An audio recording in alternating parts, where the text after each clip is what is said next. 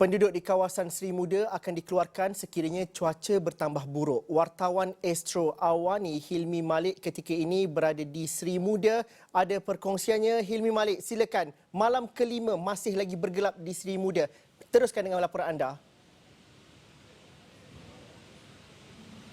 Baik, terima kasih Zul di Bukit Jalil. Benar Zul, seperti yang anda lihat, keadaan sebenarnya masih lagi dalam keadaan gelap gelita. Bekalan elektrik masih lagi tidak mampu disediakan pada ketika ini. Dan dapat lihat situasi di belakang ini, saya masih lagi dalam keadaan yang bergelap. Dan bercakap mengenai dengan perkembangan banjir di Seri Muda, apa yang boleh saya kongsikan, di mana sebentar tadi juga telah berlangsungnya sidang media Ketua Polis Daerah Shah Alam, SAP Baharudin Mat Taib, di mana apa yang beliau nyatakan, di mana penduduk di sekitar kawasan Seri Muda ni akan dikeluarkan sekiranya melihat kepada keadaan cuaca yang bertambah buruk, dan memandangkan keadaan cuaca pada ketika ini juga agak tidak menentu. Ada hujan, ada kadang-kadangnya tidak hujan, dan kita melihat juga kepada keadaan cuaca daripada hari ke hari. Dan untuk itu kita dengarkan sedikit sedutan daripada sidang media sebentar tadi.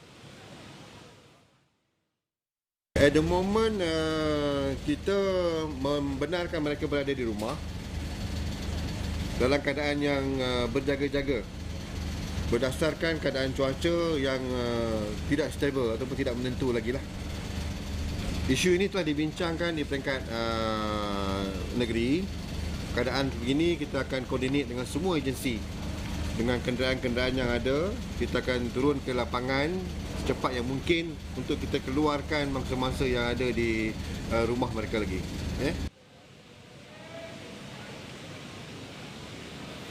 Baik, itu dia tadi antara sedikit sedutan sidang media yang berlangsung pada petang tadi. Dan antara lain juga yang boleh saya ingin kongsikan, di mana bercakap mengenai dengan soal mangsa kematian. Setakat ini secara keseluruhan di daerah Shah Alam terdapat 14 kes secara keseluruhan. Dan ini termasuk juga dengan kematian terbaru yang dijumpa pada petang tadi, iaitu melibatkan pasangan anak beranak, iaitu melibatkan seorang warga emas berusia 76 tahun dan juga anak perempuannya yang juga merupakan berusia 48 tahun. Dan kalau kita lihat berkenaan dengan status ataupun keadaan banjir di sini, apa yang boleh saya katakan, memang ada berlaku perubahan sebenarnya. Kalau dapat kita lihat, keadaan paras air juga telah menunjukkan perkembangan yang agak positif, di mana di sebelah tempat kawasan saya berdiri ini telah pun air surut sepenuhnya. Tapi bagaimanapun perkongsian daripada Ketua Polis Daerah Shah Alam seperti tadi, di mana di kawasan dalam di Seri Muda ini, saya difahamkan masih lagi ada kawasan yang di mana paras airnya masih lagi dalam agak kritikal, iaitu di paras Pinggang. Dan antara aktiviti lain yang dapat kita lihat hari ini, aktiviti keluar masuk untuk agihan bantuan dan makanan seperti biasa masih rancak di sini, dengan penempatan beberapa pos pihak berkuasa termasuk pasukan perubatan.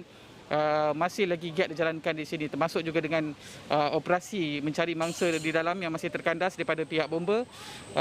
Dan juga mengenai dengan kawasan di Seri Muda ini juga sebenarnya pihak polis telah pun menerima sebanyak 10 laporan mengenai dengan kes pecah masuk kedai. Dan itu antara dapatan daripada pihak polis.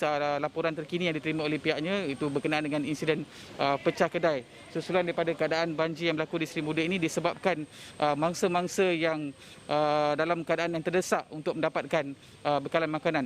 Zul.